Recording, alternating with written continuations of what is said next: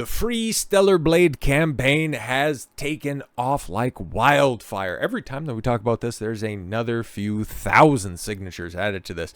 Last time we brought up this page, it was just under 80,000, and now it has blown past that goal.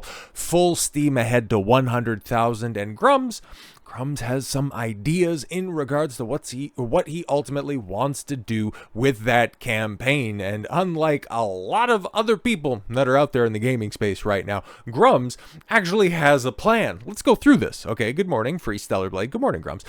Is 81,725 signatures. Well, now, at least at time of recording, 83,095 signatures. Don't sell yourself short. And we are preparing to send it to Shift Up, Stellar Blade, and PlayStation offices in North America and Japan. Well, they can already see the petition, but he has plans, if this hits 100,000, to print it out in physical copy, deliver it to the offices, because online petitions are all well and good when it comes to organizing people. When it comes to making and affecting real world change, you got to take this into the real world. But we need help. Reply with a screenshot of the outfits you want uncensored. Label your Stellar Blade shots from 1.0, then changed shots from the trailers and advertising, denoting any kind of alterations, shots from unverified builds, leaks, okay, yeah, shots of concept or references, and then, of course, anything else that you've noticed that has been altered in the interim. Find the highest quality that you can. Weight will be given to the first two categories, since the petition's core claim is false advertising. Exactly, man. This isn't about simply, we want our booby game, we want all the butts that are out there, we want to see everything jiggle appropriately. It's like, yeah, they do. But in general, they don't want to be lied to, including source and build whenever possible, so we can verify. Sign up the petition if you're so inclined. Because it's tactics like this, selling a game on a false premise only to deliver something completely different, either altered in the physical sense or with a day one patch, kind of has been the practice of the gaming industry for quite a long time, for the past few years for sure. One of the biggest examples of blatant false advertising was The Last of Us Part 2. Okay, they sold this, okay, in their original marketing that it was going to be a continuation of the story with Joel and Ellie, but if you know anything about the story of that debacle, well, we had a lesbian romance that we just needed to go ahead and crowbar in there and just take out the old man and have him do a quick 9 holes before it's all said and done. And I'm so happy. I'm very happy that this isn't just simply about we want to have our pixelated filth just brought back to our screen, because this is so much more important than that. And perhaps using the avatar of Stellar Blade might not end up being the best thing possible, especially when you have all of that baggage, and then when you have Sony doing funny stuff over the top of it, because a lot of this has been focused on the North American and maybe European releases, but definitely the North American release. But Stellar Blade's censorship saga takes another twist. Boy, as the Japanese version reportedly includes something no other region versions do. I've seen somebody post this. I think It's a Gundam who posted. At this point in time, I'm just going to wait for the PC port, because, yeah, at this point in time, you're going to be able to, which is also funny to think about, because Nexus mods, where a lot of these mods would ultimately end up being hosted, kinda has a big problem with its own brand of censorship. But when it comes to making some of the most depraved mods possible, well, they got no problem with that. So they're going to find themselves in a bit of a conundrum when it's, okay, cool, we're going to try to make our characters more accurate to the original marketing, to the original vision of the developer, which is more scantily clad. But they're so pro-censorship and pro-PC thinking, it's going to be interesting to see. Because for as much as I understand the patch for Final Fantasy VII Remake coming out in anticipation of Final Fantasy VII Rebirth, and everybody just running with, oh, they just put the modesty window on Tifa, they changed her costume.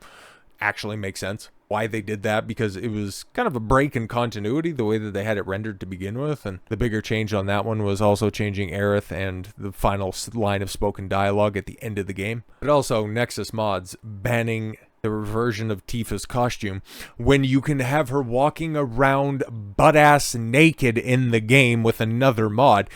It's a weird stance to take, But hey, that's gaming right now. That's what happens when people abandoned the industry for so long that all the freaks are now running the asylum. But let's talk about Stellar Blade, the Japanese version this time around, with her glowing uterus. Weird. Okay, Stellar Blade, the PlayStation 5 exclusive title from Shift Up, has been out for nearly 2 weeks. Basically, everybody's had their fill of the gameplay.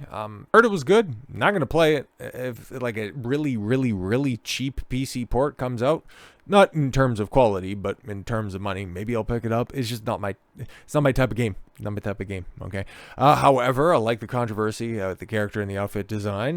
Before the release, Stellar Blade also faced some issues post-launch. As we know, censorship saga of the game has taken a new turn. Players accused developer Shift Up and Sony of censoring the game. Well, accused backed it up multiple times over, so it's not so much an accusation as shown proof of censorship, but okay. Stellar Blade player and ex-user Lance McDonald purchased the Japanese version of Stellar Blade and reported that the Japanese version contains the same content as the discs of other regions, also adding Japanese voice and text as well as languages of other regions. Interesting. So it's a multilingual release in Japan, but nowhere else. However, it somehow supports loading game saves from other regions as well, which is, the user says, unusual. Player added that they changed their Australian saves into Japanese, changing the voiceover to Japanese, and then saved it. So you have a censorship-free version if you go over and get the Japanese, and they seem to have allowed, at least for the time being until a new patch comes out, a way to change the game, to experience it the way that you want to. You can get your hands on a Japanese version. That's very strange, but then it also shows that Sony is just simply trying to censor the games in the West. Meanwhile, the East really doesn't care about this stuff. Big shock. McDonald said that they then loaded the save on an Australian disc, but the voiceover didn't change to English and remained as per the disc, meaning that it's locked. Players are wondering why the Japanese version of Stellar Blade is more special than any other and have several theories. Oh, I got a couple myself, but let's see what's been theorized here. Different region saves is not common. Yeah, because for whatever reason, gaming is still miles behind when it comes to region locking things. It's so stupid. It's not as bad as Nintendo. They're the worst. But that console gaming is dying anyways. This might end up being the last generation, especially with what Microsoft is doing. And nobody really looking forward to a PS5 Pro. Nobody really looking forward to a PS6, if we're being completely honest.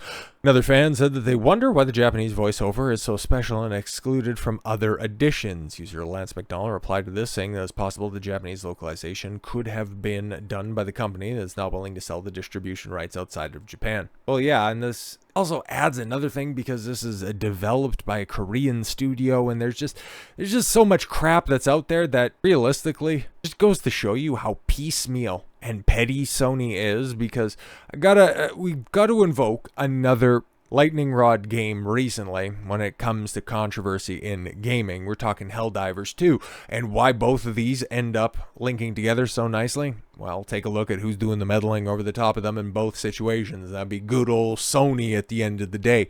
And while they've been butthurt by being exposed with meddling with Stellar Blade, they ended up getting full-on ass blasted over in Helldivers 2, but trying to force PSN accounts. But at the time when we thought that was going to be a big old win for gamers, we also noted at the time that Sony isn't going to be a company to go quietly into the night. And well, take a look at this. One of the most highly anticipated, probably outside of Bloodborne, PC releases to come out is Ghost of Tsushima, and it's finally getting a PC port some years on. Didn't it come out in 2019 or 2020? Yeah, real timely release, but it's another Souls-like, very highly claimed Souls-like. As you can see from this headline, it's doing a lot of heavy lifting right here, okay? Ghost of Tsushima on PC won't require a PSN account. Well, that's good. It's a first-party Sony title. They're not forcing their PSN accounts on anybody anymore.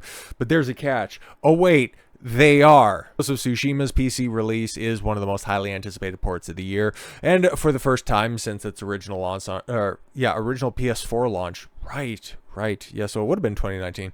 PC players will be able to experience the Samurai Epic in all of its glory. To make things even better, the Director's Cut Edition features exclusive PC features that aim to improve the game's visuals and frame rate, which were already fairly spectacular and highly acclaimed to begin with. Incoming port will also be the first PlayStation title on PC that utilizes a new overlay, which includes a friends list, trophies, settings, and profile. I think you know where this is going. While Sucker Punch Productions confirmed that players aren't required to have a PlayStation Network account for the game's single-player mode, the same can't be said for its multiplayer mode. Oh, okay, cool. So they're definitely going to try to force this into Helldivers 2 at a later date. Or with every subsequent game that comes to PC that has first-hand Sony party intervention. Posting on X, Sucker Punch Productions revealed the players looking to delve into Ghost of Tsushima Legends will need an active PSN account to access the mode. Even to just simply access it, you're going to have to link up your PSN account. Fantastic stuff. So you've already hindered yourself in 170 countries that don't have access to PSN. Fantastic stuff. But you can still play the single player mode, bro. Just so you're aware, a PSN account is required for Legends Online multiplayer mode and to use the PlayStation overlay. And this will be the first game that is, okay, yeah, you don't have to use it for single player, and that's what most people play the game for, okay? But do you think it's going to stop there? I don't really think so. It's not required to play the single player game. It's important to note that Ghost of Tsushima's Legends is completely separate from the single-player campaign and is a standalone experience. Instead of focusing on the Mongol invasion of the base game, Legends sees up to 4 players yet team up on missions based on Japanese mythology. Those looking to team up with friends across PC and PlayStation 5 will need to make a PSN account, an area that has proved controversial following the recent Helldivers 2 PSN requirements backlash. So yeah, we tried to make it work with Helldivers 2. They tried to soften the blow from probably a game they didn't anticipate being as popular as it ultimately became, instead forcing it in with one of the most anticipated PC ports of the year. This is one that has been circled on a lot of people's calendar because, yeah, this is something that came out late in the PS4's life cycle, well regarded, highly acclaimed, and people have been champing at the bit for a PC port. And now that it's finally here, you've got archaic technology slapping itself onto it in order to make it work. It's just like Blu-rays with DVDs, man. It's unnecessary. It's garbage, and it's simply just a way for Sony to continue to meddle in your business. So if you're looking forward to the Ghost of Tsushima port, I don't know if this is going to be game-breaking for you, but I also know that Sony has a lot of tricks up their sleeve. They're as scummy of a company as has ever been in gaming. So with all that said, thank you all very much for the gift of your time. I've been Don Consuelo. I want you to follow your gut and get after it. Take care, everyone.